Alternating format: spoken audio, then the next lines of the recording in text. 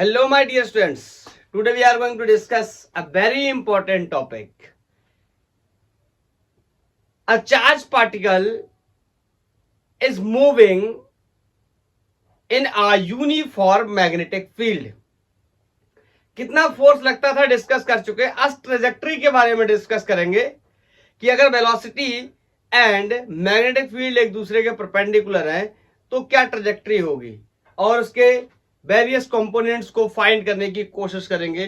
बहुत कठिन लगता है लेक्चर, ये जनरली स्टूडेंट्स को कैलकुलेट नहीं कर पाते, रेडियस स्पीड वगैरह प्रॉब्लम आती है. आज के बाद आपको इस लेक्चर में कोई भी प्रॉब्लम नहीं आएगी, I promise to you. And आपको मैंने एक जेईई मेंस का प्रॉब्लम होमवर्क में दिया है, आप मेरे को उसका आंसर देंगे. So let's start. हेडिंग लगा लेंगे. A charge particle is moving in a uniform magnetic field.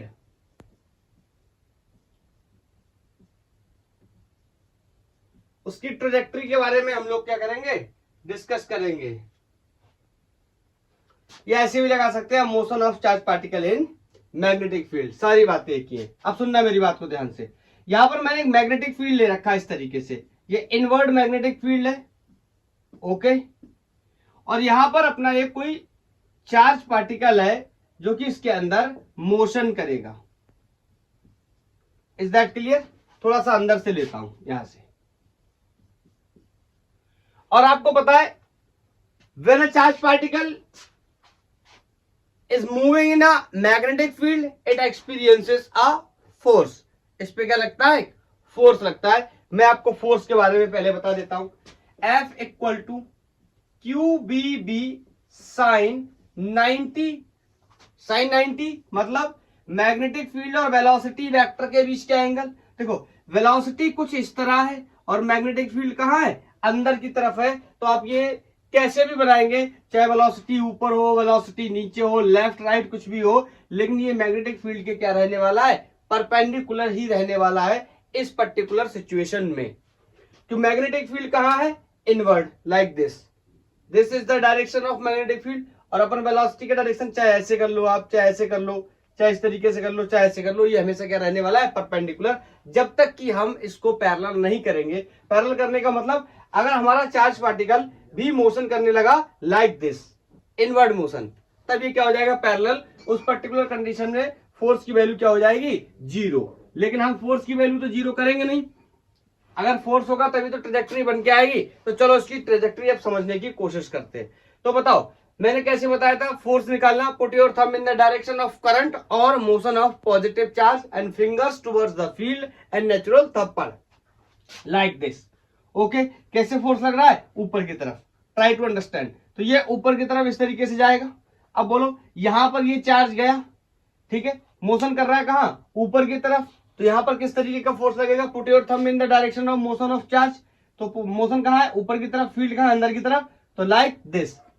बोलो आर यू गेटिंग दिस? तो ये इस तरीके से फोर्स लगेगा. मतलब ये यहां कहीं पहुंचा.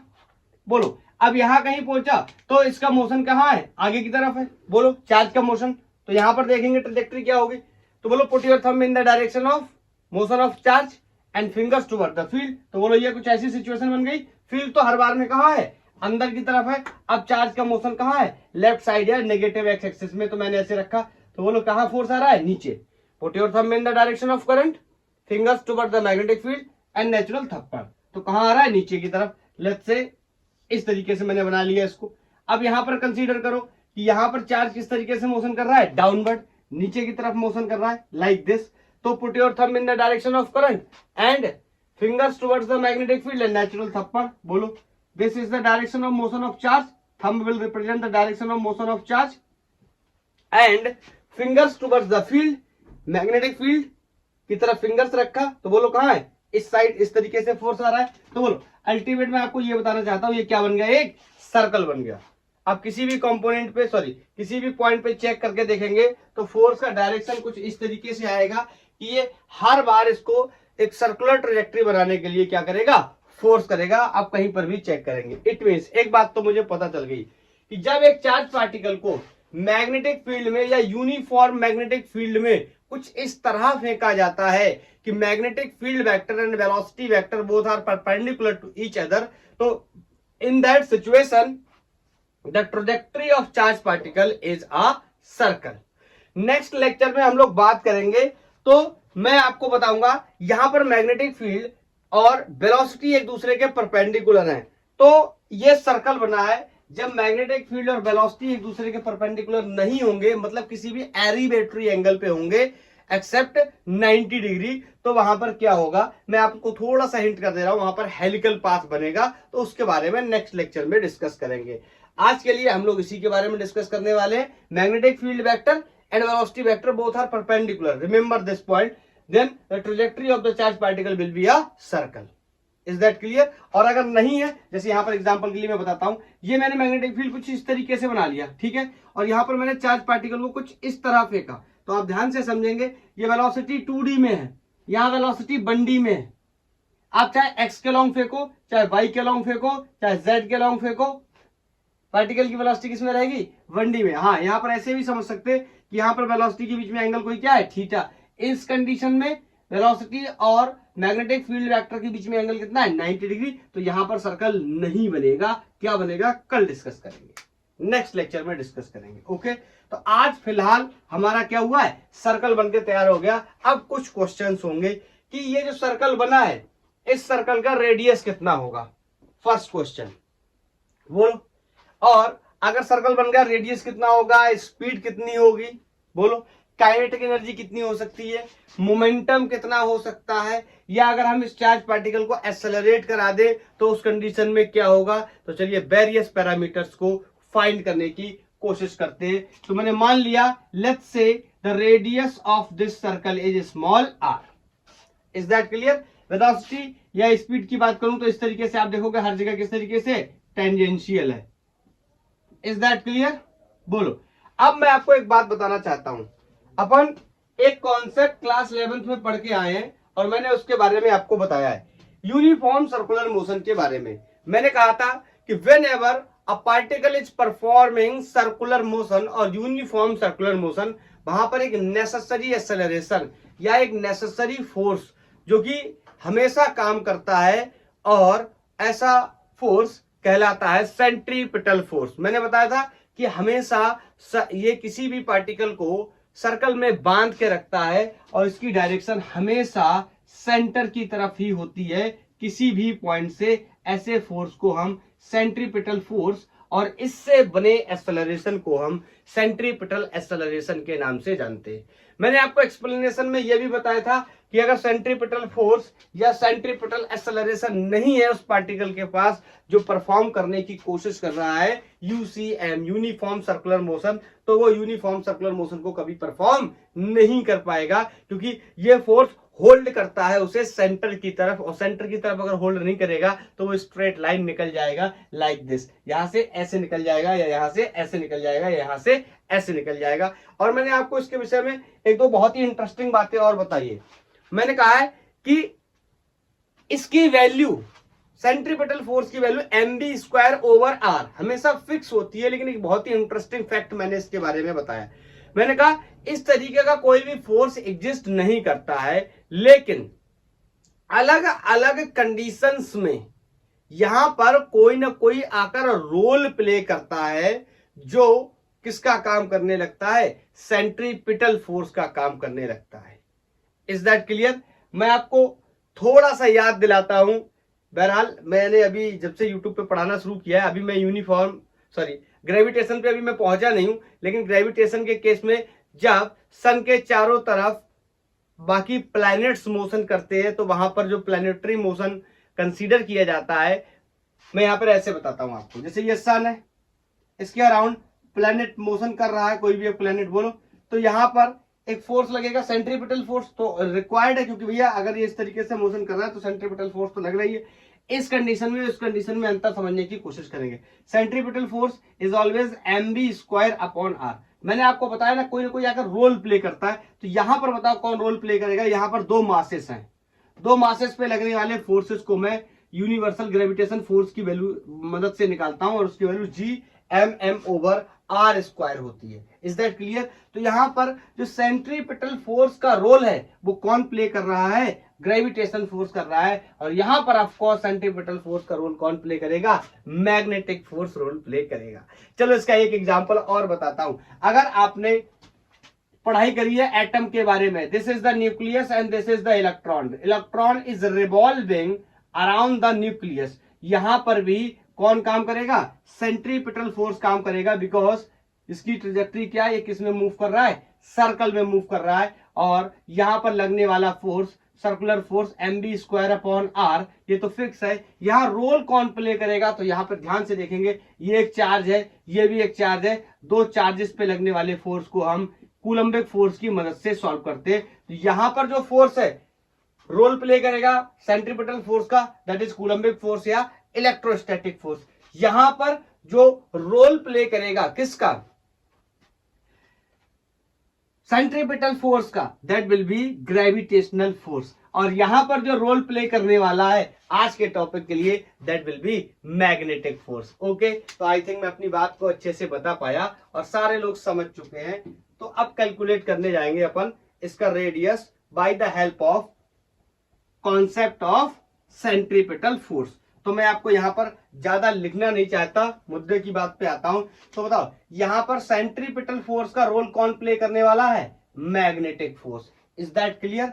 सो आई कैन से centripetal force is always has the value magnetic mv²/r and the value of the magnetic force QBB sin 90. Is that clear? Why sin 90? The angle between velocity vector and magnetic field vector. Magnetic field vector is inward and velocity vector is in xy. बोलो तो क्या हो जाएगा? Perpendicular. ये बात मैं आपको समझा चुका हूं। तो यहां से देखेंगे एक बी से बी क्या हो गया? एलिमिनेट हो गया। और यहां से मैं अगर आर की वैल्यू निकालने की कोशिश करूंगा, this is going to be mb/qb। Is that clear? ये mb, इसको qb को डिवाइड कर दिया। Where m is the mass of the charge particle, v is the speed of that charge particle and q is the charge of that charge particle and v is the magnetic field या uniform magnetic field जो अपन ने क्या करी है? Setup करके रखी है। इतना रेडियस होगा इस सर्कल का, अगर मुझे निकालने की जरूरत पड़ जाए तो। Is that clear? बोलो, कोई डाउट तो नहीं कॉन्सेप्ट में? मेरे हिसाब से नहीं होना चाहिए। बोलो, क्लियर? अब आगे बताओ, अगर मेरे को स्पीड निकालनी है तो मैं सिंपल कॉन्सेप्ट का यूज कर सकता हूं। क्या? Speed is equal to distance पर unit time and everybody knows distance in this condition will be equal to the circumference of the circle and will be 2 pi and r. So I can say distance is going to be 2 pi and r over time. जब भी ये complete revolution को, एक चक्कर को complete कर लेता है, time period is called capital T. ये बात मैं आपको पहले से बता चुका हूं UCM के अंदर। ओके, तो यहां से मेरे को स्पीड या वेलोसिटी निकालनी है तो मैं यहां पर आर की वैल्यू प्लेस कर दूं। आर की वैल्यू मेरे को ऊपर पहले से गिवन है। Is that clear? चलो, आर की वैल्यू नहीं, मैं टाइम पीरियड की वैल्यू निकालता हूं यहां से। टाइम पीरियड, तो time period is going to be 2 pi r/v। Is that clear? अब मैं यहां पर अगर वैल्यूज को पुट करने की कोशिश करूं, मैं ऊपर से थोड़ा सा साफ कर दे रहा हूं। यहां पे मैं ऊपर से इस जो हेडिंग लगाया था अपन ने, उसको मैं साफ कर दे रहा हूं। यहां से देखो, आर तो पता चल गया, रेडियस ऑफ सर्कल हमें पता चल गया, टाइम पीरियड पता कर लेंगे, वेलोसिटी या स्पीड भी इजीली पता कर पाएंगे। फिर उसके बाद बोलो, तो यहां से मैं कह सकता हूं t is going to be 2 pi upon, बोलो, r की value mb/qb and this v। Is that clear? 2 pi r की वैल्यू रख दी मैंने mb/qb और ये b। तो इस b से ये b क्या हो गया? एलिमिनेट हो गया। और यहां से time period 2 pi m/qb। This is the time period of this charge particle which is revolving in a circular path. तो एक चक्कर लगाने में ये कितना टाइम लेगा? This is going to be 2 pi m upon Q B. Is that clear? इतना time अगर इसको हो जाएगा तो ये क्या कर लेगा? एक सर्कल को कंप्लीट कर लेगा। बताओ। और छोटी छोटी बातें और भी डिस्कस कर लेते हैं, जैसे फ्रीक्वेंसी के बारे में अगर मैं आपसे पूछूं, आप नोट करते रहे ना, ओके। फ्रीक्वेंसी के बारे में आपसे पूछूं तो सबको पता है कि frequency is reciprocal of time period. बोलो। अब यहां पे आके आप ये नहीं कह सकते कि मेरे को ये नहीं पता। 11th आप पूरा पढ़ के आए, नहीं पता है तो आप इस बात को याद रखिए। तो frequency is going to be 1 upon 2 pi m upon Q B. Q is the charge of the Q is the charge of this particle and D is the magnetic field। अभी ये पलट के ऊपर चला जाएगा तो यहां से फ्रीक्वेंसी की वैल्यू आ जाएगी QB upon 2 pi m। This is the frequency of this charge particle which is revolving in a circular path. Okay. अभी चलो एक चीज और इसकी कैलकुलेट करता हूं। नोट कर लिया? 1 2 3 नोटेड। यहां पर बताता हूं। एंगुलर फ्रीक्वेंसी की अगर मैं बात करूं, एंगुलर फ्रीक्वेंसी ओमेगा, भाई सर्कल में घूम रहा है तो एंगुलर भी घूम रहा है। Angular frequency is very simple 2 pi F. अभी मेरे से कोई ये सवाल नहीं पूछ सकता ये 2 पाई एफ कहां से आया है। हम लोग 11th में डिस्कस कर चुके हैं ये 2 पाई एफ कहां से आता है। ठीक है, अगर आपको नहीं पता तो आप याद रखिए इसको यहां पर। तो बोलो, I can say omega is equal to 2 pi and the value of the frequency is given. हमने पहले से फाइंड कर रखा है Q B upon 2 pi M. यहां 2 पाई से 2 पाई एलिमिनेट हो गया और omega is equal to Q B upon M. Is that clear? This is the angular frequency, angular frequency of this charge particle which is revolving in a circle। मैं आपको एक बहुत ही important बात बताना चाहता हूं। इससे रिलेटेड कई बार नीट और जेई में क्वेश्चंस पूछे जाते हैं या बोर्ड एग्जाम में डायरेक्ट एमसीक्यू के फॉर्म में क्वेश्चन पूछता है विदाउट गिवन एनी डेटा। ध्यान से सुनना, इस एक्सप्रेशन को देखो, T equal to 2 pi m upon Q B. Frequency के एक्सप्रेशन को देखो, q B upon 2 pi m। This is the q B upon m। इन तीनों में ही स्पीड का कोई भी टर्म मौजूद नहीं है। मैं यहां पे बहुत ही इंपॉर्टेंट बात आपको बताना चाहता हूं। बताओ, time period, frequency and angular frequency is independent of speed. बोलो, बहुत ही मुद्दे की बात है। हटाऊं? यहां पर मैं आपको एक नोट बताना चाहता हूं, नोट लगा लो आप लोग, नोट लगा लो। Time period, frequency and angular frequency does not depend on time, sorry, does not depend on speed. मतलब अगर दो पार्टिकल हैं, उनको फेंका जाए, एक को 10 मीटर पर सेकंड से, एक को 20 मीटर पर सेकंड से, किसका टाइम पीरियड ज्यादा होगा सर्कल बनाने में? Answer, time period will be same. किसका फ्रीक्वेंसी ज्यादा होगा? Will be same. किसका एंगुलर फ्रीक्वेंसी ज्यादा होगा? Will be same. Is that clear? Is that clear? बोलो, time period is independent of speed. तो क्या फर्क और पड़ सकता है इसके बारे में मैं आपको बताता हूं। अगर मैं बेसिक एक्सप्रेशन लिख दूं, R is equal to m v upon, sorry, time period का एक्सप्रेशन अगर मैं यहां पे लिखूं, टाइम पीरियड की बात कर रहा हूं, टाइम पीरियड का expression 2 pi m upon Q B. ठीक है, अब ध्यान से सुनना, मैं आपसे बोलूं कि मैं दो पार्टिकल को फेंक रहा हूं और एक की स्पीड ज्यादा है, एक की स्पीड कम है। बताओ, अगर स्पीड ज्यादा होगी, मोर स्पीड होगी, तो क्या होगा?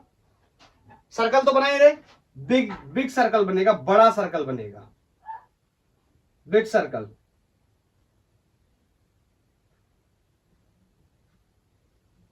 ठीक। और मैं आपसे बोलूं लेस स्पीड से फेंकूं, मतलब धीमे फेंकता हूं, तो सर्कल कैसा होगा, स्मॉल सर्कल होगा। बोलो, लेकिन दोनों के द्वारा, but both will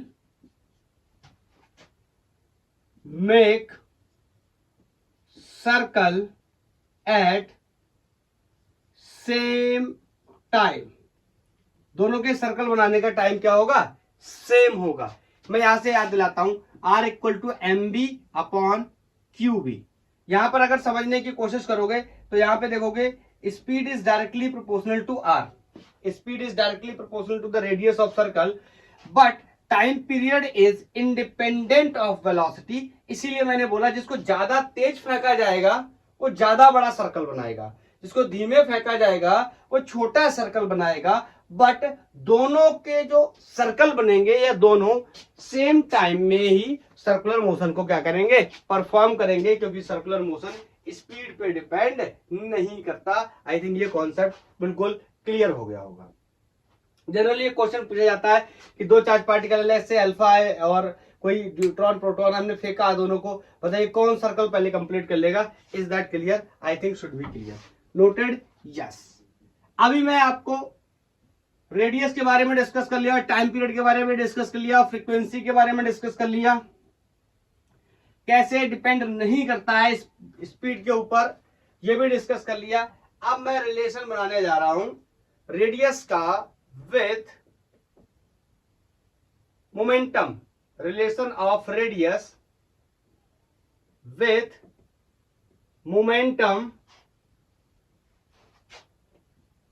of charge particle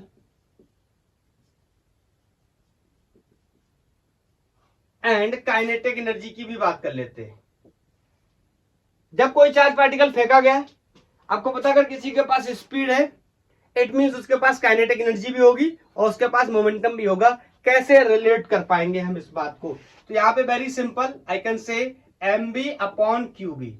everybody knows mass and multiple product of velocity is called momentum। Scalar में लिख रहे हैं तो P equal to m v, so I can say यहां पर मैं बोल सकता हूं क्या, P upon Q B. This is the relation of radius with respect to momentum of the charge particle which is performing UCM, uniform circular motion. चलो kinetic energy के साथ भी रिलेशन बना लेते हैं। सबको पता है kinetic energy is half times of m v square. यहां से अगर मैं वैल्यू रखने की कोशिश करूं, kinetic energy is half m v square. बोलो बी को यहां से रिप्लेस कर दूं, this can be write p over m is equal to v. तो मैं यहां पर रख देता हूं इसको, this is going to be half m and the value of v is given P over m, so this is going to be p square over m square, cancellation of 1 m. So this is going to be P square upon 2m is the value of kinetic energy। बोलो आगे भी solve कर सकते हैं। I can write this P is equal to under root 2m k।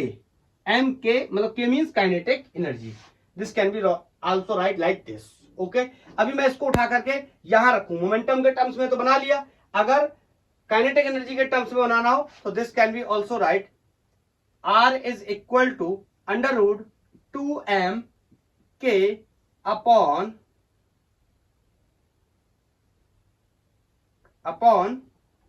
QB। Clear, यह relation हो गया kinetic energy के साथ रेडियस में। देखो अब कोई मेरे से अगर ये सवाल पूछता है सर मेरे को कितने फॉर्मूले याद करने चाहिए, ये करना चाहिए, ये करना चाहिए, ये करना चाहिए, ये करना चाहिए, एंगुलर फ्रीक्वेंसी का करना चाहिए, फ्रीक्वेंसी का करना चाहिए, टाइम पीरियड का करना चाहिए या रेडियस का करना चाहिए, तो सिंपल आंसर है मेरी तरफ से कि हमें कोई भी एक्सप्रेशन याद नहीं करना चाहिए। क्यों? ये सब आप 4-6 बार प्रैक्टिस कर लो ना ड्राइव करने की, तो आपको याद हो जाएगा, क्वेश्चंस भी सॉल्व हो जाएंगे और करते करते याद हो जाएगा। गर्म पानी के साथ याद नहीं होगा, गर्म पानी पी रहे हैं नमक डाल के और रट्टा लगा रहे हैं q B upon m v, सब भूल जाओगे कौन सा बी ऊपर था कौन सा बी नीचे था। बोलो इज दैट क्लियर? चलो ये बात तो हो गई। और अब चाहो तो आप इसको रूट के अंदर उछेड़ सकते हो, तो ये क्या हो जाएगा, स्क्वायर हो जाएगा, ये भी क्या हो जाएगा, स्क्वायर हो जाएगा। तो इन सब चीजों पे चर्चा नहीं करेंगे। अब मैं आपको एक बात और बताना चाहता हूं, अगर ये चार्ज पार्टिकल जो था, अभी तक आपने चार्ज पार्टिकल में एक खास बात देखी थी, मैं आपको बता देता हूं। इस चार्ज पार्टिकल को मैंने सिंपली फेंका था, मतलब इसको कोई भी एक्सेलरेशन नहीं दिया था। हाँ, वो अलग बात है कि जब ये सर्कुलर मोशन परफॉर्म कर रहा है तो इसके पास एक्सेलरेशन तो होगा, बट हमने एक्सेलरेशन इसको नहीं दिया था। लेकिन अगर हम इसको एक्सेलरेशन दें तो क्या होगा, मतलब मैं इसको किसी बैटरी से कनेक्ट करके, मतलब इसको किसी वोल्टेज से या पोटेंशियल से क्या करने की कोशिश करूंगा, एक्सेलरेट करने की कोशिश करूंगा, फिर देखता हूं क्या होता है। एक का क्वेश्चन पूछे जाते हैं in the terms of potential difference, that's why हम लोग उनकी क्या कर लेते हैं, बात कर लेते हैं। चलो तो मैं लिख देता हूं, बता देता हूं क्या करना है। If charge particle is accelerating through a potential difference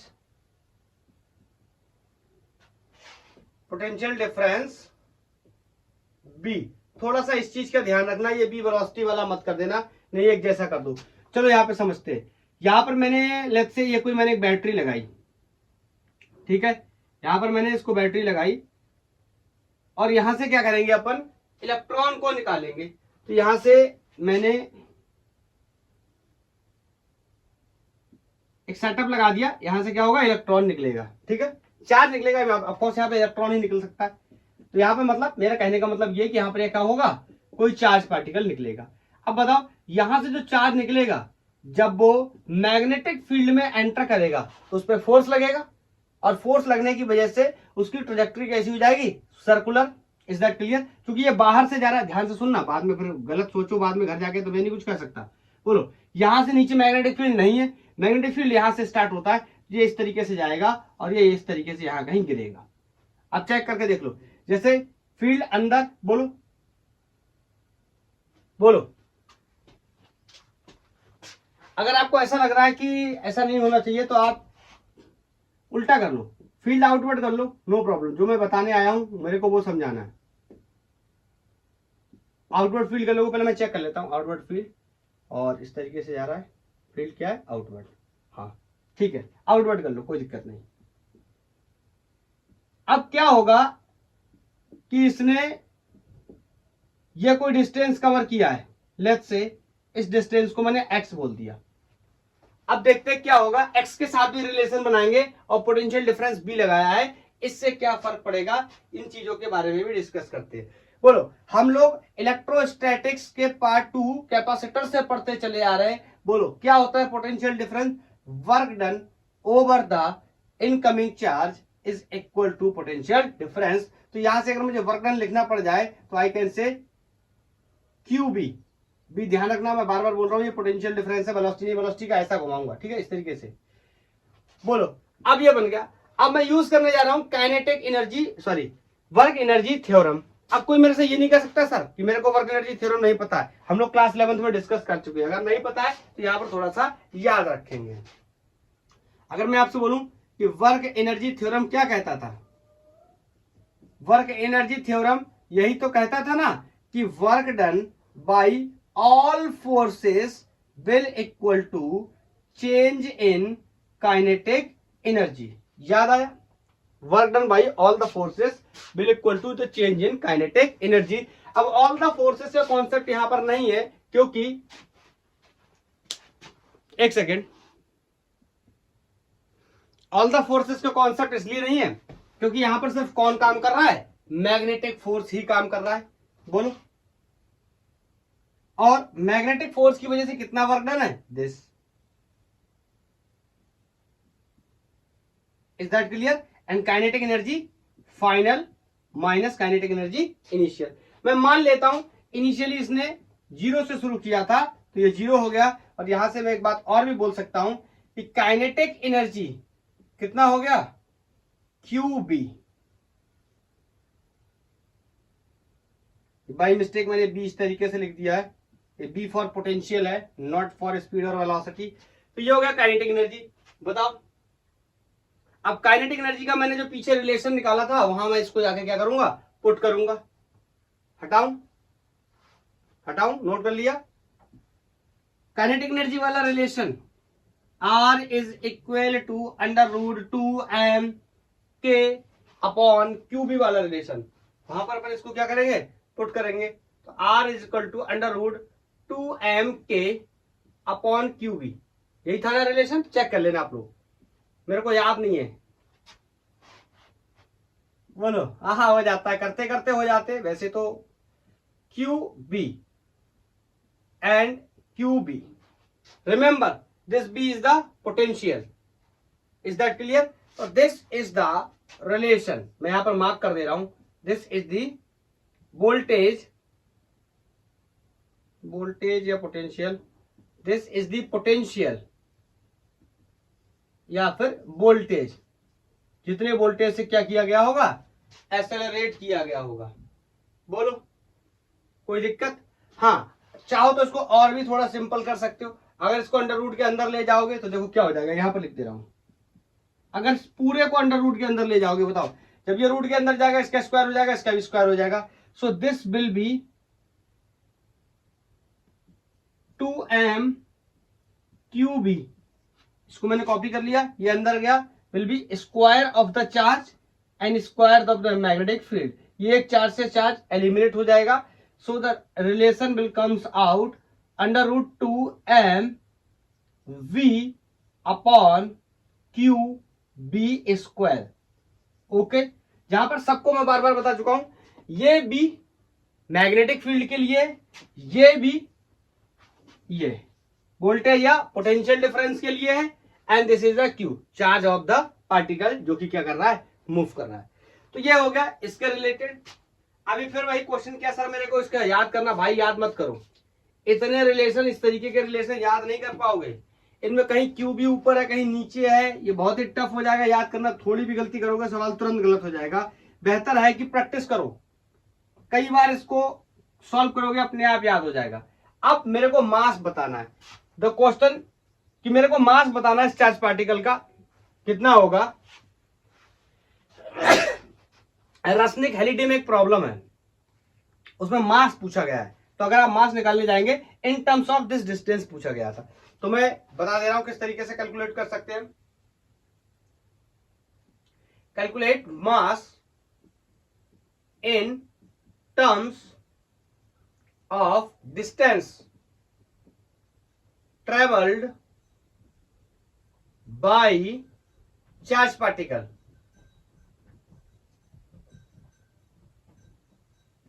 मास बताना है in terms of distance travelled by the particle, and distance travelled is clearly x, और x क्या है, एक प्रकार से इस सेमी सर्कल का डायमीटर है। So I can write this will be 2 times of radius. बोलो किसी के दिमाग में ये तो डाउट नहीं हो रहा कि सेमी सर्कल क्यों? अरे यहां से बाहर से फेंका गया तो यहां से बाहर से निकल के चला आएगा, यहां अंदर से फेंका गया होता तो पूरी सर्कल की ज्योमेट्री बनाता। Is that clear? तो बोलो यहां पर जो मैंने रिलेशन निकाला था, R is equal to under root 2m V upon QB square, this relation. Okay, अभी क्या करना है, इस R की जगह मैं कितना रख सकता हूं, x/2, यहां से मैं रख सकता हूं R is equal to x/2, तो यहां मैंने रख दिया R is equal to x/2। But more importantly मेरे को एक काम करना है, क्या, मेरे को मास निकालना है, दिस मास। ओके, तो इसका क्या कर लेता हूं, स्क्वायर, तो इसका स्क्वायर करूंगा, this is going to be x²/4। Is that clear? तो यहां पर हो जाएगा 2m V अपॉन QB। मेरे को मास निकालना है, मास को एक तरफ बाकी सबको एक तरफ।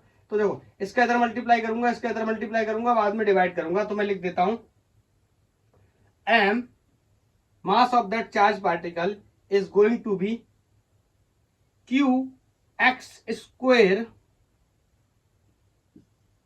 into magnetic field अपॉन, ये मल्टीप्लाई होगा 4 2 8 ओवर b, ये हो गया 8b। This is the relation for the mass in terms of distance travelled by the particle with acceleration. Okay, accelerated by this potential. Clear है? ये potential से इसको क्या किया गया है? एक्सेलरेट किया गया है। क्लियर? और this is the mass of charge particle, mass of charge particle. Let me check. Yes, मुद्दे की बात दिख रही है, बात खत्म। ठीक है, तो ये थी पूरी कहानी। जब एक चार्ज पार्टिकल को एक magnetic field, uniform magnetic field में फेंका जाता है, वो किस तरीके की ज्योमेट्री बनाता है, ट्रेजेक्ट्री बनाता है, सर्कुलर ट्रेजेक्ट्री बनाता है, उसका रेडियस कितना होता है, उसका मोमेंटम के साथ क्या रिलेशन हो सकता है, उसका टाइम पीरियड कितना हो सकता है, उसकी फ्रीक्वेंसी कितनी हो सकती है, उसकी एंगुलर फ्रीक्वेंसी कितनी हो सकती है, उसकी काइनेटिक एनर्जी के साथ क्या रिलेशन हो सकता है, और अगर मैं उसको एक्सेलरेट करा दूं किसी बी वोल्ट के पोटेंशियल से, तो उसके वेरियस पैरामीटर्स क्या हो सकते हैं, बोलो। उसको मैंने मैग्नेटिक फील्ड में फेंका है, तो उसके डिस्टेंस के साथ अगर मास मेरे को कंप्लीट मास कैलकुलेट करना हो तो क्या कर सकते हैं, ये सारी चीजें हम लोगों ने क्या कर ली, डिस्कस कर ली। अब कुछ जेई के मैं 5-6 सवाल ले रहा हूं, जेई मेंस के, उनको सॉल्व करके और अपने कॉन्सेप्ट को क्लियर कर लेते हैं। मेरे से बोल रहा है 2 जेई मेंस 20 का क्वेश्चन है, 2020 का। मेरे से बोल रहा है 2 charge particle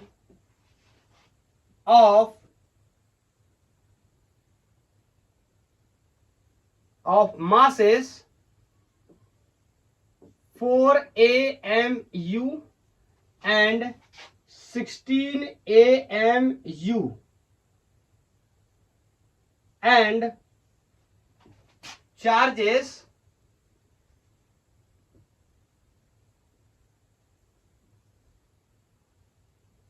plus E and plus E नहीं, plus 2E and plus 3E। ठीक है, मास बता दिया है, चार्ज बता दिया है, और अब मेरे से कह रहा है is passing through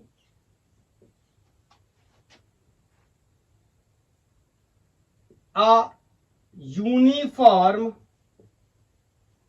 magnetic field normally, मतलब परपेंडिकुलरली। मेरे से कहेगा कि कैलकुलेट करना है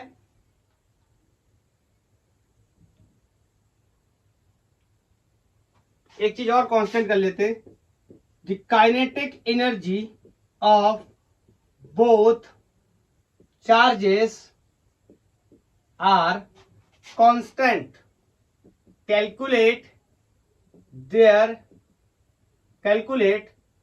the ratio of their radii। मेरे को बताना है कितना रेडाई होगा, रेशो क्या होगा। आप सॉल्व करो, मैं 4 ऑप्शन लिखता हूं, तब तक फिर बताना क्या होगा। पॉज करो, सॉल्व करो। विदाउट सॉल्व करे क्वेश्चन मजा नहीं आएगा। कर रहे हो क्या? मैं तब तक मैं ऑप्शंस को नोट कर देता हूं। नहीं नहीं नहीं, एक सेकेंड, ऐसा नहीं है, ये क्वेश्चन दूसरा है।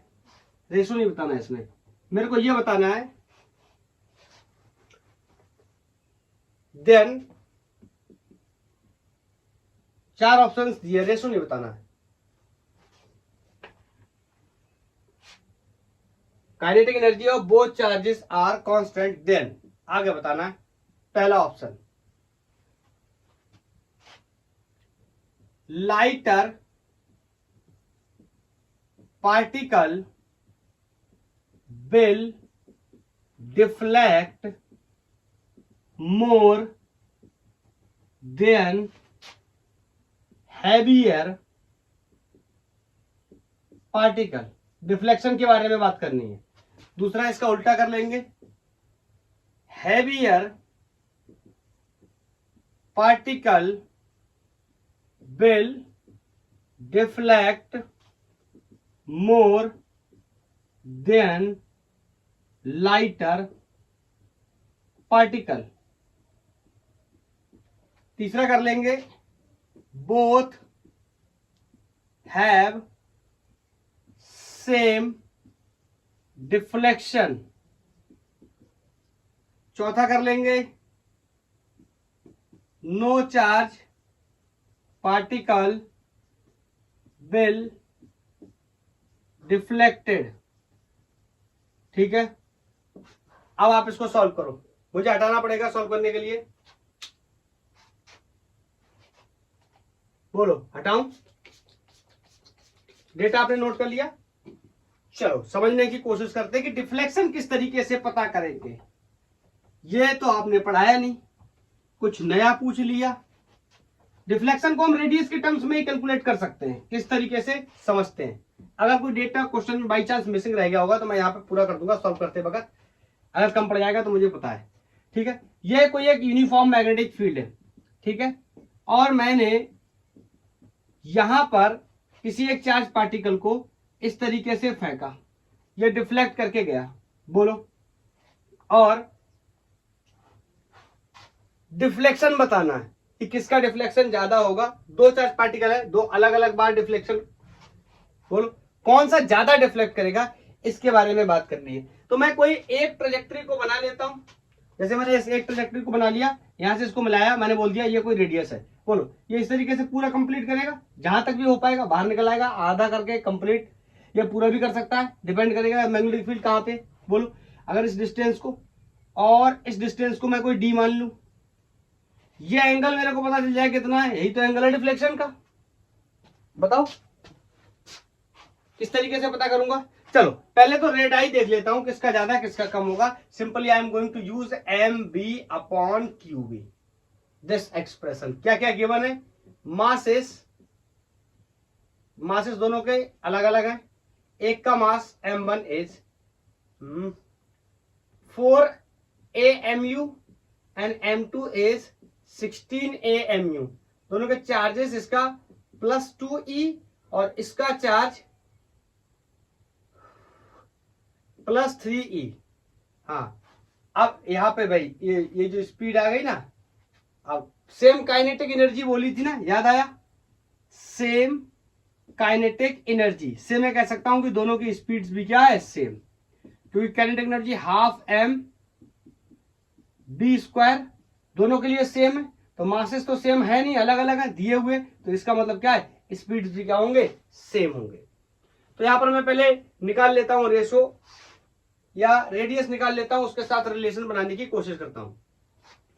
अब ध्यान से समझना, कौन सा वाला एक्सप्रेशन लगाऊं, ये वाला लगाऊं या काइनेटिक एनर्जी वाला भी डायरेक्ट यूज कर सकता हूं, √2mk अपॉन क्यूबी।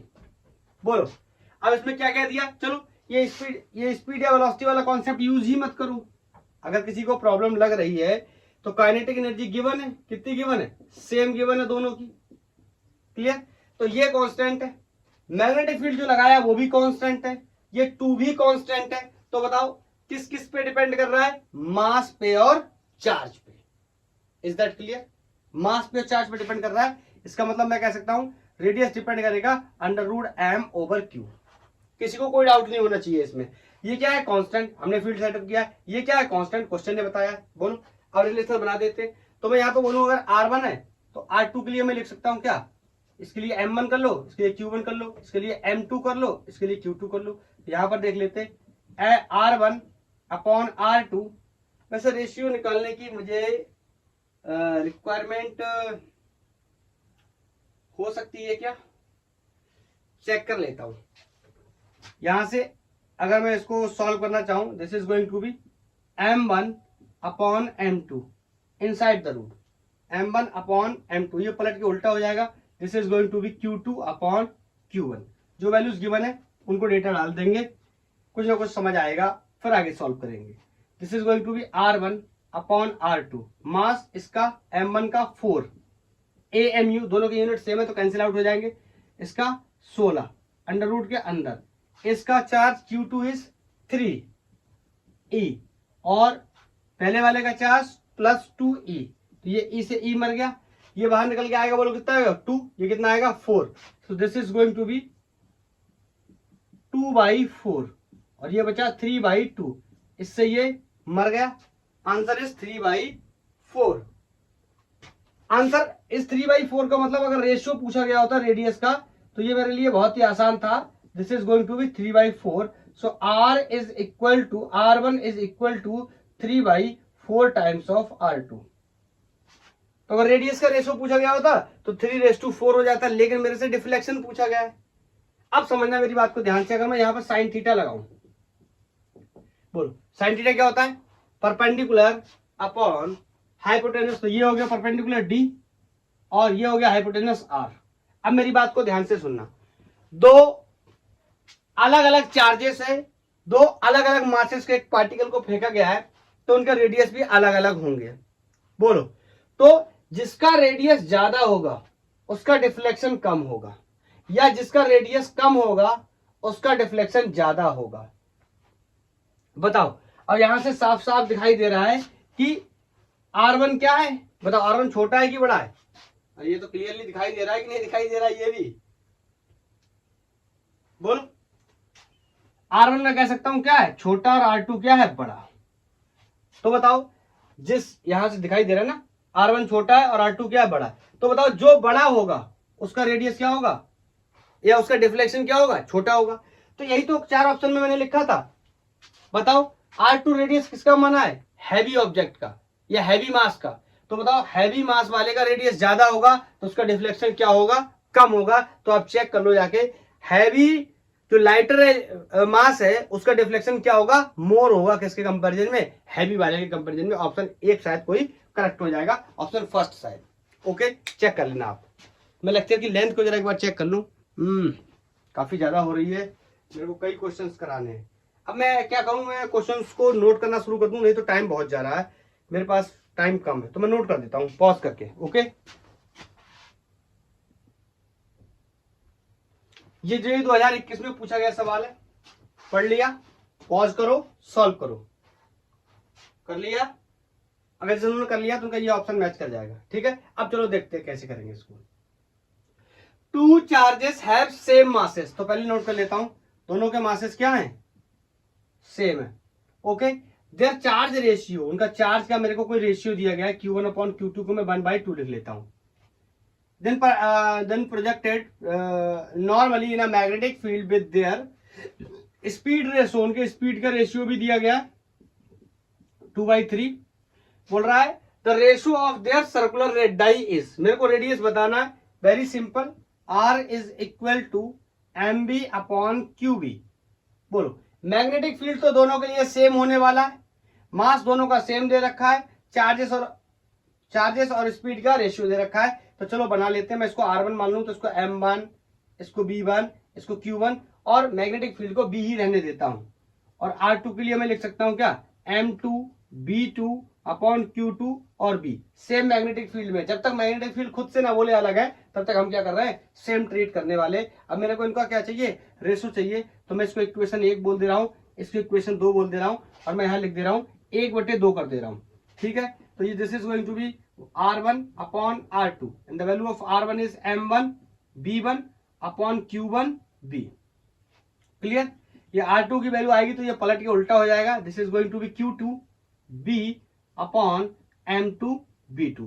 देखो, मासेस आर सेम तो ये इससे एलिमिनेट हो गया. मैग्नेटिक फील्ड पहले से सेम है तो ये एलिमिनेट हो गया. आगे इधर सॉल्व कर लेंगे. यहां से हो गया R1 अपॉन R2. कौन कौन बचा? यहाँ स्पीड बचा और चार्ज बचा, दोनों का अलग अलग रेशियो बना लेते. यहाँ B1 upon B2 into Q2 upon Q1. सो R1 अपॉन R2. बोलो, B1 अपॉन B2 मेरे को क्वेश्चन में दिया है, दिस इज 2/3. और Q1 अपॉन Q2 दिया तो Q2 अपॉन Q1 उसका उल्टा हो जाएगा, 2:1. तो this is going to be R1 R2. This is going to 4/3 और कैन से 4:3. ये वाला ऑप्शन क्या हो गया? सही. ठीक है, थोड़ा सा टाइम को सेव करने के लिए मैं क्वेश्चंस को नोट कर ले रहा हूं, नहीं तो लेक्चर की लेंथ ज्यादा हो जाती तो फिर और भी प्रॉब्लम होती. चलो मैं नेक्स्ट क्वेश्चन को नोट करता हूं. ये नेक्स्ट क्वेश्चन है, जेईई मेंस 2021 में पूछा गया था. मेरे से बोल रहा है प्रोटॉन एंड अल्फा पार्टिकल की जो काइनेटिक एनर्जी है that is Kp and K alpha respectively enters in a magnetic field at the right angle कि ratio of the radii of the proton to the alpha particle is 2:1, then ratio of Kp and K alpha is, try करो, pause करके try करो, 1 2 3 कर लिया, okay. जिन लोगों ने कर लिया उनका ऑप्शन सी मैच कर जाना चाहिए, ओके। बाकी देखते हैं किस तरीके से सॉल्व होगा। मेरे से बोल रहा है काइनेटिक एनर्जी की बात कर रहा है, ओके, और रेड डाई का रेशियो दे रखा है, तो काइनेटिक एनर्जी और रेड डाई वाला रिलेशन लगाता हूं।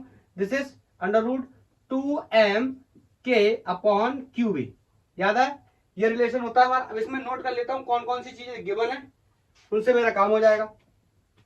एक प्रोटॉन है और एक अल्फा पार्टिकल है, तो मास of proton is 4 times, sorry, mass of alpha particle is 4 times of mass of proton होता है, ये बेसिक बातें पता होनी चाहिए।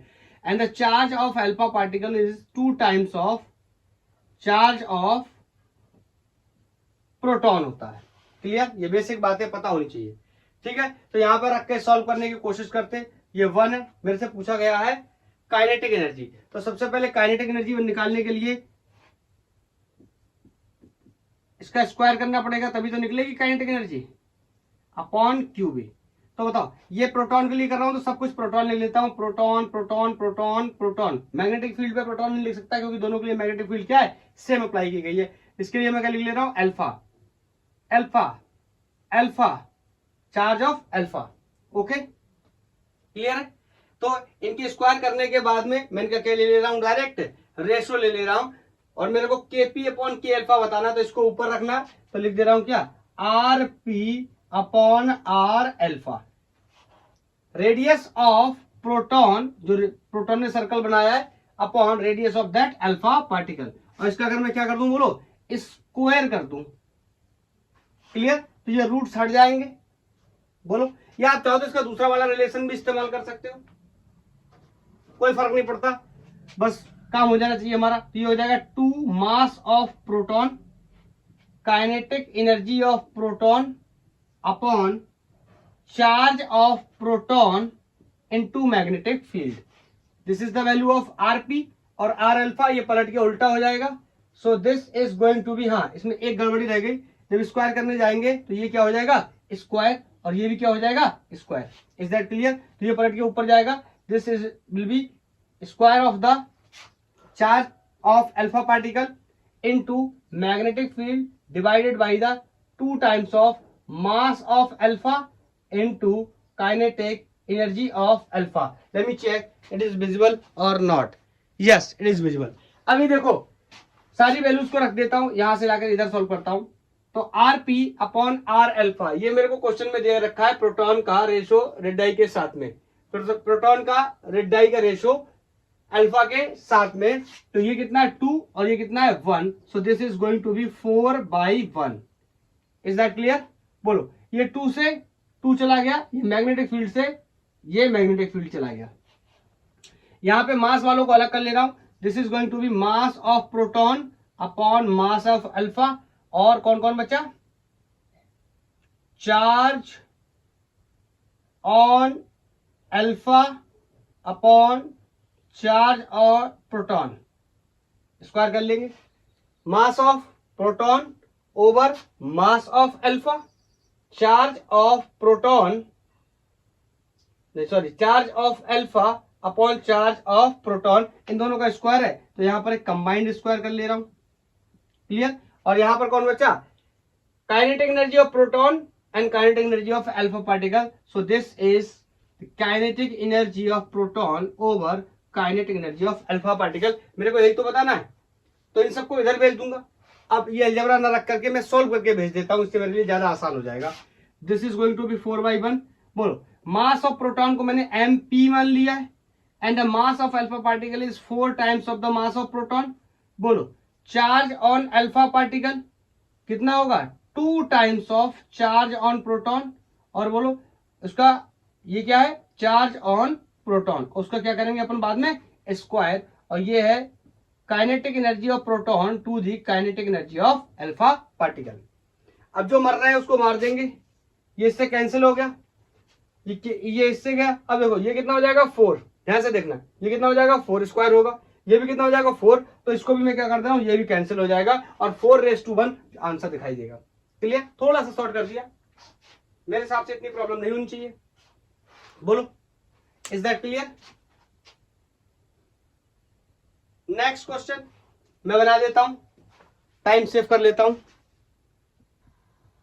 ये नेक्स्ट क्वेश्चन है, ये जेईई मेंस 2020 में पूछा गया।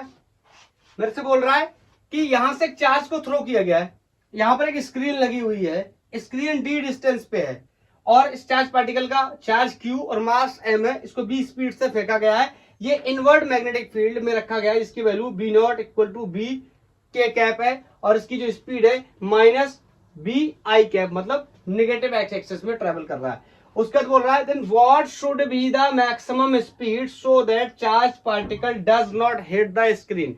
कितनी मैक्सिमम स्पीड से फेंकूं कि इससे टकराए ना, मतलब यहां से आए इस तरीके से और टर्न होके सर्कल में कन्वर्ट हो जाए। Is that clear? बोलो, तो ट्राई करो, पॉज करो, ट्राई करो। 1 2 3 ट्राई कर लिया, this is the answer. Okay, चलो समझते हैं। मैं आपसे एक सवाल पूछना चाहता हूं कि रेडियस का relation r is equal to m v upon Q B था।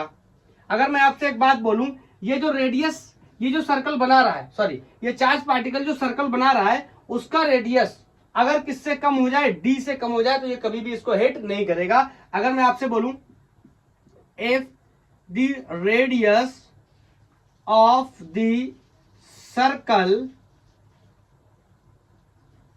Created by the charge small q is less than r, it will not hit screen. Is that clear? तो लगा देते यहां पे, ये देखो, यहां पे इधर सॉल्व कर दे रहा हूं ऊपर। सो r is equal to m v upon Q B, should be less than, बोलो क्या होना चाहिए? कम होना चाहिए, शुड बी लेस देन या कम से कम बराबर टू दी डी। और मेरे को बताना क्या है, इसकी स्पीड। तो स्पीड को मैं जब निकालने जाऊंगा तो इसको उधर भेजूंगा, b शुड बी लेस और इक्वल, ये इधर मल्टीप्लाई हो जाएगा, q b की वैल्यू b नॉट दे रखी है इंटू d अपॉन m से क्या कर दिया, डिवाइड। बोलो, तो ये इसकी इक्वेशन है कि स्पीड कितनी हो, कम से कम, सॉरी स्पीड कितनी हो कि ज्यादा से ज्यादा ये इसमें हिट ना करे। तो ये इक्वेशन है, कम से कम हो या फिर बराबर हो। तो बताओ इसका मैक्सिमम क्या हो सकता है? कोई चीज 5 से कम है, ठीक, ऐसे सुनना, 5 से कम है और हमसे कहा जाए कि उसकी मैक्सिमम वैल्यू कितनी हो सकती है, तो 5 ही तो हो सकती है, क्योंकि 5 से क्या है, कम। तो मैक्सिमम वैल्यू कितनी होती है? 5। तो मैं कह सकता हूं b is going to be q b not d upon m, this is the maximum. Is that clear? बोलो, अरे भैया कोई चीज अगर 5 से कम है तो उसकी मैक्सिमम वैल्यू कितनी हो सकती है? 5 ही तो हो सकती है ना। तो ये ऑप्शन मैच कर गया। बोलो, नेक्स्ट क्वेश्चन में नोट करता हूं। ये जो जेईई 2021 में पूछा गया, मेरे से बोल रहा है एक प्रोटॉन है, एक न्यूट्रॉन है और एक अल्फा पार्टिकल है, जिसको एक मैग्नेटिक फील्ड में फेंका गया विद सेम मोमेंटम। मतलब मोमेंटम क्या करके रखा है? सेम करके रखा है in uniform magnetic field. The ratio of the magnetic force acting on them and speed. इस बार मैग्नेटिक फोर्स और स्पीड के साथ इसका रेशियो पूछा गया है। तो सॉल्व करो, ट्राई करो। 1 2 3 कर लिया try, okay, this is the answer. अब कैसे होगा इसके बारे में डिस्कस करते हैं। बताओ, अब मैं आपसे बोलूं कि पहले तो गिवन डेटा को नोट कर लेते हैं। मास of alpha, mass of proton and mass of neutron. पहले तो आपको इन बेसिक चीजों के बारे में पता होना चाहिए, तो मैं आपको बता सकता हूं, और चार्जेस के बारे में भी जानकारी होनी चाहिए। चलो तो एक एक करके लिख देता हूं। बताओ, चार्ज ऑन प्रोटॉन और चार्ज ऑन न्यूट्रॉन दोनों पे क्या होता है? बोलो बोलो बोलो बोलो, सेम होता है। और मैं मान ले रहा हूं कोई क्या है, ई चार्ज होता है। और अल्फा के बारे में तो सीख ही चुके हैं। Charge of alpha particle is 2 times of charge of proton. Proton का चार्ज ई माना, तो ये कितना हो जाएगा? 2e। और मास की बात करें, mass of neutron is 2 times of mass of proton, clear? And mass of alpha particle is everybody knows is 4 times mass of proton, ये बेसिक बातें हमने पता कर ली। Is that clear?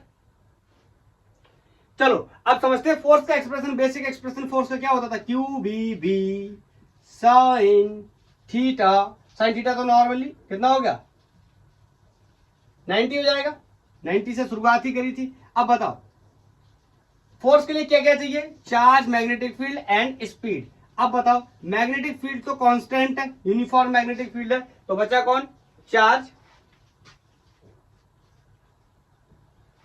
बोलो। लेकिन प्रॉब्लम क्या है? मास को भी फासना, तो एक काम करते ना, ऐसे ऊपर नीचे दोनों तरफ मास से मल्टीप्लाई कर दो। उससे क्या होगा? और भी रिलेशन अच्छा बन के आएगा। मोमेंटम क्या है? कांस्टेंट है। देखो तो ये एम बी मोमेंटम बन जाएगा। चलो इसका नेक्स्ट इक्वेशन बना देता हूं। This is going to be q B and this mass and multiple product of the velocity is called momentum upon m. अब समझो मेरी बात को, ये क्या है? कांस्टेंट। ये भी क्या है? कांस्टेंट। मतलब फोर्स की डिपेंडेंसी सिर्फ और सिर्फ चार्ज अपॉन मास पे रह गई, और तीनों का चार्ज अपॉन मास लेना है। यहां पर बना देता हूं। Force on alpha particle, sorry force on proton का रेशियो, फोर्स ऑन न्यूट्रॉन का ratio with force on alpha particle. बताओ Q अपॉन एम। तो बताओ इसके लिए Q अपॉन एम कितना हो जाएगा? E upon mass of proton. बताओ न्यूट्रॉन के लिए कितना हो जाएगा? चार्जेस क्या है? सेम, बट मास क्या है? 2 times. This is going to be 2 times of mass of proton. And what about the alpha particle? Charge of the alpha particle in terms of the charge of proton is going to be 2 times of E. यहां पे लिखा हुआ भी है मैंने। और मास की बात करूं तो मास of the alpha particle is 4 times of the mass of proton. बोलो रेशियो ले रहे, E अपॉन एम को कॉमन कर लेंगे तीनों में से। थोड़ा सा जल्दी करने दीजिए मुझे। E अपॉन एम को कॉमन कर लेंगे तीनों में से, E अपॉन कॉमन हो जाएगा और बाहर हो जाएगा। ठीक, अब आगे देखेंगे। यहां बचा कितना? 1। यहां कितना बचा? 1 अपॉन 2। यहां कितना बचा? 2 अपॉन, सॉरी यहां से 2 से जाएगा तो ये कितना बचेगा? 1 अपॉन 2। अब रेशो सबके बराबर करने तो ऊपर क्या करते हैं? 2 से मल्टीप्लाई कर देते हैं। This is going to be 2 raise to 1 raise to 1। Is that clear? यहाँ पे 2/2 कैंसिल हो जाएगा, यहाँ पर भी 2/2 कैंसिल हो जाएगा। मैंने क्या किया? 2 से मल्टीप्लाई किया, क्योंकि इस तरीके का कोई भी ऑप्शन दिया हुआ नहीं है। तो ये पहला ऑप्शन सही हो गया। ऐसा कोई दूसरा भी है क्या? नहीं, देखो आंसर तो यहीं से मिल गया, लेकिन नहीं, मेरे से क्या पूछा गया है? स्पीड भी पूछा गया है, तो स्पीड का भी बना ही लेते हैं। इतना तो हमें आता ही है ना, स्पीड का हम इजीली बना सकते हैं। तो पहले स्पीड की डिपेंडेंसी देख लो फोर्स के साथ में। फोर्स का बना लो ना, तो फोर्स का रेशियो मेरे को पता है, तो मैं कह सकता हूं क्या? फोर्स के साथ में क्या रिलेशन बनेगा? बताओ। तो मैं कह सकता हूं F is equal to Q v B होता है ना, और मेरे को फोर्स पता चल चुका है, तो यहां से बना लो। यहां से हो जाएगा B is equal to F upon Q v, जिसमें अगर आप देखने जाओगे तो ये क्या हो जाएगा? सबके लिए कांस्टेंट हो जाएगा। तो अगर स्पीड का रिलेशन बनाना है या प्रोपोर्शनलिटी निकालनी, this is going to be F over Q। बहुत ही आसान है। तो बोलो speed of proton to the ratio of speed of neutron to the speed of alpha particle. किस किस पे डिपेंड करना है? फोर्स पे और चार्ज पे। फोर्स का रेशियो अपन पहले से निकाल चुके हैं, और डिवाइड करना सबको क्या है? चार्ज से। तो this is going to be 2 proton का चार्ज। अब देखो E माना है तो E रख लेते हैं। This is going to be 1 and the charge of neutron is equal to the charge of proton. The ratio with force का रेशियो कितना है? 1 divided by charge of alpha particle, this is 2 times of E। तो यहां से ये cancel हो गया। Is that clear? अब यहां पर समझो, ये है 2 raised to 1 raised to 1 raised to 2 raised to 1 raised to 1/2 ये आया। अब ऐसा अच्छा नहीं लग रहा तो क्या करेंगे? ऊपर 2 से मल्टीप्लाई कर देंगे। This is going to be 4। यहाँ पे कितना हो जाएगा? 2 से मल्टीप्लाई करेंगे तो this is going to be 4, this is going to be 2 and this is 2/2 going to 1। तो 4 to 1 and 4 to 1, this is going to the correct answer. Sir मेरा सारा कॉन्सेप्ट क्लियर है। कोई भी पार्टिकल मैग्नेटिक फील्ड में फेंका जाए, मैं उसकी सारी वैल्यू कैलकुलेट कर सकता हूँ। ओके, तो मैं आपको एक सवाल देता हूँ, आपने उसका मेरे को आंसर बताना है होमवर्क में। ये जेईई मेंस 2021 का क्वेश्चन है, आपके लिए होमवर्क में है। आप इसको पढ़ेंगे, उसका जवाब देंगे। बहुत ही आसान है। मैं आपको यहाँ पर एक बात और बताना चाहता हूँ। कुछ लोग ये तो नहीं सोचते कि बार बार जेईई 2021 का क्वेश्चन बार बार आ रहा है, कितने सवाल आए। तो आपको आज के डेट में पता होगा मल्टीपल फेजेस में एग्जाम होते हैं, तो इस वजह से काफी क्वेश्चंस एक चैप्टर या एक टॉपिक से रिलेटेड आते रहते हैं। हाँ, एक बात मैं आपको यहाँ पे और बताना चाहता हूँ, आप चाहो तो इनको आंसर में चेक भी कर सकते हो, नो प्रॉब्लम। हाँ, वन मोर थिंग, मैंने पोटेंशियल डिफरेंस से रिलेटेड एक भी सवाल नहीं करवाया। काइनेटिक एनर्जी का करवा दिया, मोमेंटम का करवा दिया, रेडियस का करवा दिया, बहुत सारे करवा दिए। मैंने पोटेंशियल डिफरेंस से रिलेटेड सवाल नहीं करवाया, रेडियस का किस तरीके से रिलेशन बनाते हैं। उसके पीछे वजह ये कि मैं जेई में जितने क्वेश्चन पूछे गए थे, मैंने उन सारे जो ट्रेंडिंग क्वेश्चन चल रहे हैं उन पे मैंने आपको करवा दिया। अगर आप गाइड बुक को सॉल्व करते और बाय द चांस आपको वैसा क्वेश्चन मिल जाता है तो मैंने आपको ड्राइव करके बताया हुआ है, आप वहां से सॉल्व कर लेना। लेक्चर की लेंथ ऑलरेडी काफी हो चुकी है, तो मैं और इसको और फर्दर एक्सटेंड नहीं करना चाहता। पोटेंशियल डिफरेंस से रिलेटेड सवालों को सॉल्व करने के लिए आप खुद से कर सकते हो। ओके, तो आज के लिए इतना ही। थैंक यू, धन्यवाद। और सारे लोग इसका आंसर बताएंगे, कोई भी आलस नहीं करेगा। तो आज के लिए इतना ही। थैंक यू, धन्यवाद।